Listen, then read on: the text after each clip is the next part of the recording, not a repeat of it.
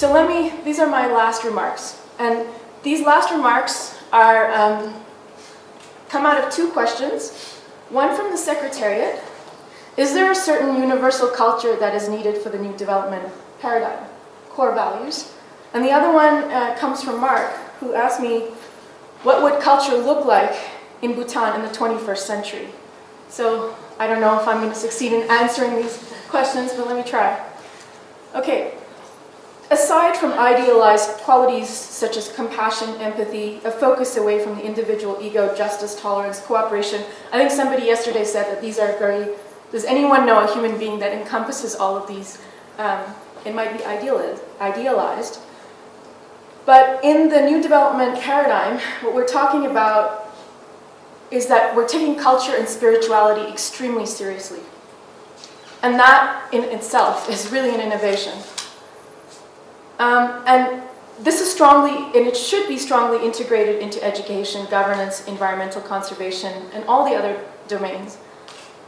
And in the future, as we look to the future, I don't think it necessarily means cultural erosion.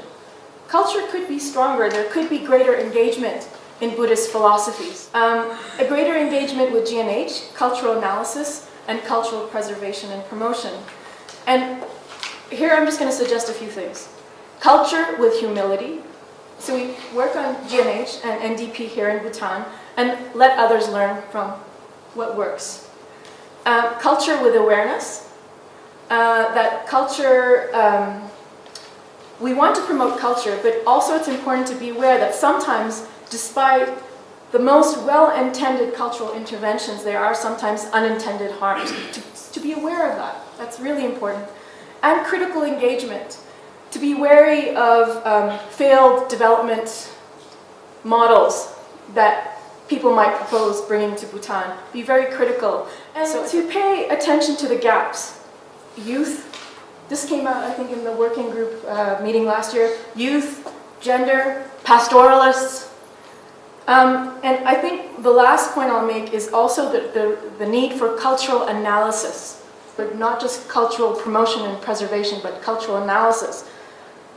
So, happiness and well-being perspectives, we need to, of course, reject fundamentalism, traditionalism, and modernism, and think about cultural values, beliefs, and practices, not just simply because they exist, but because they contribute to happiness and well-being. That has to be the core.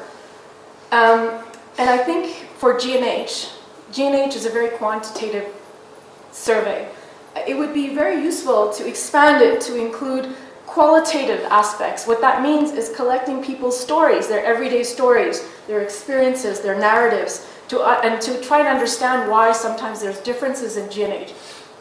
For instance, there's differences between men and women in terms of psychological well-being. Women are less well or happy. And I would say, I think what we probably need is more Bhutanese anthropologists and sociologists. And also not just to study Bhutan, but I think to bring kind of a GNH and new development paradigm, a Buddhist perspective to the study of anthropology outside of Bhutan as well.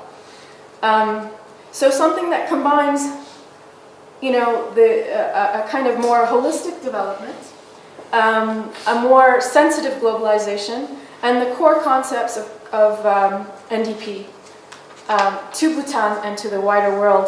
And I'm going to leave you that as food for thought, and I'm just going to end with one very famous quote, that there is no path to happiness. Happiness is the way. And I think we have to think about how to make that way stronger so people are more happy and their well-being improves. Thank you.